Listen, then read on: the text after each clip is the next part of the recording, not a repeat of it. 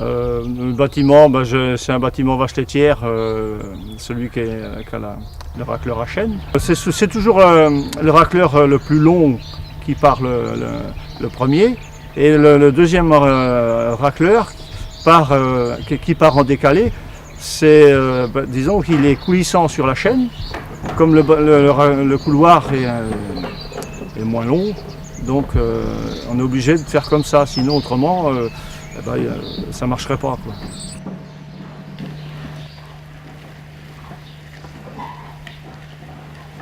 Il s'avère qu'après un an de fonctionnement, on n'a pas de soucis, quoi. Ça fonctionne bien.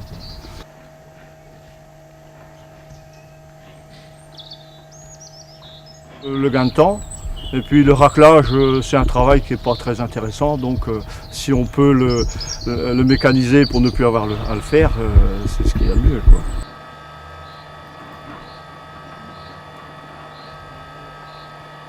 Donc on a un bâtiment logette avec couloir avant, couloir arrière. Donc on a monté un racleur à chaîne. Donc on a monté ce système de racleur parce que la plateforme à fumier n'est pas dans le prolongement de la cellulation, elle se trouve à l'arrière. Donc avec un racleur tournant, ça permettait en ne montant qu'un racleur d'emmener le fumier sur la plateforme. Quand le racleur avant démarre, le racleur arrière, à l'arrière, le rabot se met en marche 20 mètres plus loin, quoi, pour se recaler. En fait, c'est un système de roue libre sur la chaîne. Il y a des cales sur les mailles. Disons qu'on est satisfait du résultat, c'est propre. C'est un système assez simple, un gain de temps. C'est vrai que ça nous fait gagner. En système logette, il faudrait raboter minimum de 2 fois par jour. Donc ça évite de passer avec un tracteur, d'ouvrir les portails. C'est vrai que ça simplifie énormément. On le passe 3 fois par jour. Il y a possibilité de le mettre en programmation, mais j'aime bien être présent lors de la mise en marche, quoi. Au cas où il y a une bête qui a un problème dans le bâtiment. Disons que c'est pour la mise en marche. Après, quand je vois que tout est normal dans le bâtiment, je le laisse faire son tour, quoi.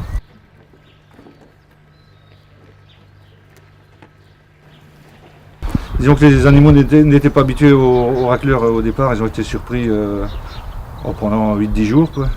Et puis après ils sont bien habitués. Disons que c'est un racleur qui est pas bruyant, donc ça fonctionne dans le calme, quoi.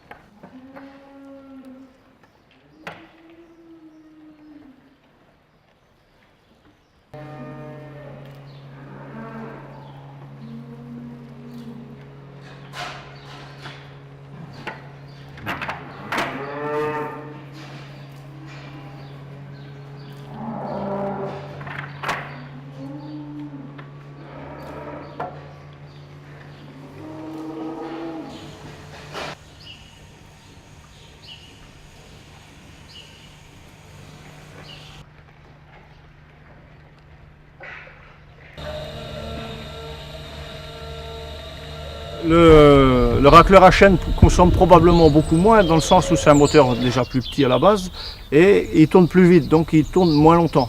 Je le mets toujours en route manuellement. Donc on n'a pas de besoin de le faire marcher la nuit, par exemple. Donc 2 passages par jour suffisent. Donc ça se fait toujours matin et soir en manuel.